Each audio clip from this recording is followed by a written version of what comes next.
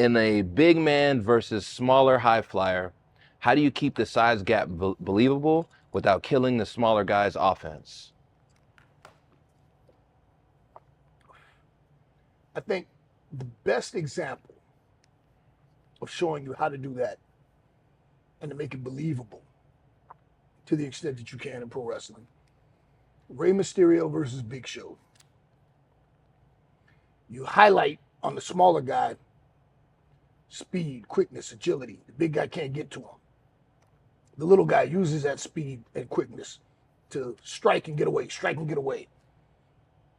Rey Mysterio does lots of leg kicks. Before people were watching MMA, a lot of people didn't even know about MMA yet. Rey Mysterio was using leg kicks on bigger opponents. I don't care how big you are. I take out your knee, you're going down. Mm-hmm. Big Show, all 7 feet, 500 pounds of because that back then that was Big Show, overweight Big Show. Big, that's what he was, a grouchy, angry giant. Oh man, he was a bitch to travel with. He'd be fucking mad, griping him. You just got this big 700-pound giant that's pissed off all the time. He was always great with me though. We always had a great relationship. Big Show was always cool with me.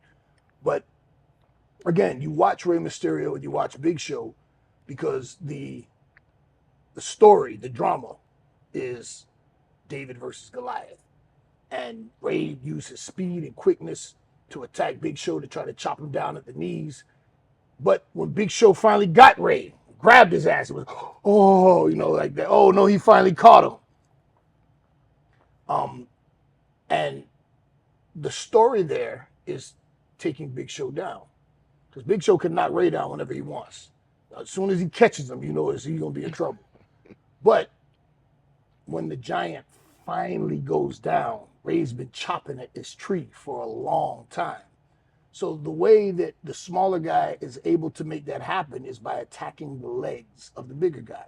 Because eventually, when he does that drop kick or that whatever to Big Show's knee, and Big Show finally takes the tumble and falls into the ropes, well, he's right there for the 619 finally. But how did that happen? Because Rey kept going after that leg, attacking the leg, and wearing out his knee.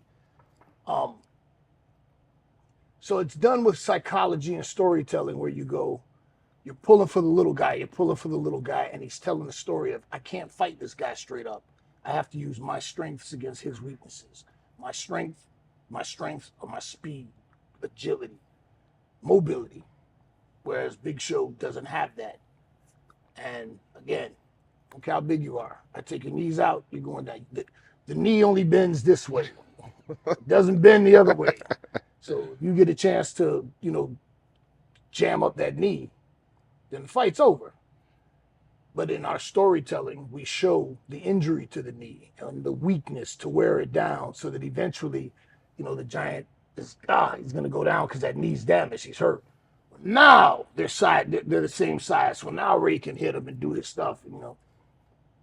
It's psychology. And I've always said in pro wrestling, the moves are the first thing you learn. Psychology is always the last thing that people really get a grasp of. And one of the biggest things I see with a lot of young guys now, and I deal with it, with Bobby and Shelton. Like, some of these guys are 165 pounds, and they're in there with Bobby or Shelton. And in their mind, because it's just fake phony wrestling, it should be a 50-50 match. No. No, man. No. If it was a real match, Shelton would be over in 30 seconds. Right. So they don't understand. No, dude, yeah, just because we're playing characters and we're simulating combat, we're coming at it from different perspectives. And I came to this realization a long time ago that we're dealing with different eras and generational mindsets.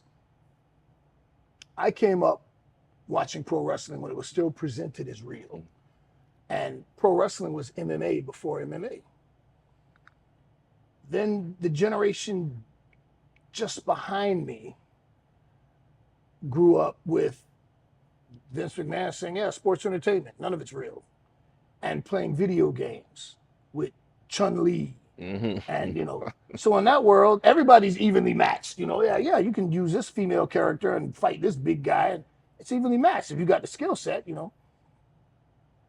And that's why I kind of give the newer, younger kids, I give them a lot of leeway because everything evolves. and you can't be punished for something that you don't know. And if your concept of wrestling is that a man and a woman can have a match and go back and forth with moves because it's all make believe, I think that's more of the later video game culture. What were some of the messages or lessons you passed on when you had your own personal giant, Omos?